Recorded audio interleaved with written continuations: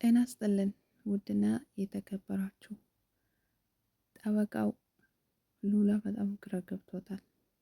ሉላ ምን እንደምትወስን ምን እንደምትል ግራ ግብት ብሏታል። ምክንያቱም ሞገስ በጣም ተስፋ አድርጓሉ። ንብረቴ ይመለሳል፣ ጠበቃው ጎበዝ ነው፣ ስለዚህ በቅርብ ጊዜ ንብረቴን አገኛለሁ እያለ ለሉላ ያወራታል። ሉላ ደግሞ ከጠበቃ ጋር ያለውን ችግር እያወቀች በጣም በቃ ጨንቋታል። ዳጣንም ጠርታ ለዳጣ አማክራታለች። እሷም የሆነ መፍትሄ ሰጣታለች።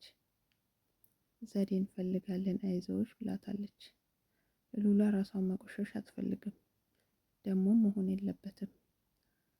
ብሩኬና ቅድስቴም ሊጋቡ እንደሆነ እንግዲህ ተሰምቷል። መድብል አጋባቸዋለሁ እያላቸው ነው። ነገር ግን መድብል በሩ ሲንኳኳ ማን ይሁን የመጣ ማህሌት ወይስ ሌላ ሰው? መድብል የደነገጠ ይመስላል። መድብል ጀግና ሰው ነው። ወንድሙን መልሰዋል። ሞገስንም አድኖታል፣ እሱም ድነዋል። ብቻ ብሩኬም እየተሻለ ይገኛል። ማህሌት በጣም ጸጽቷታል።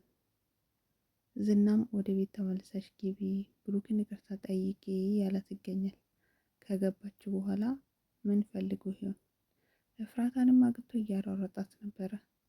እፍራታ ድራማ ቁልጭ ቁልጭ እየሰራች ነበር።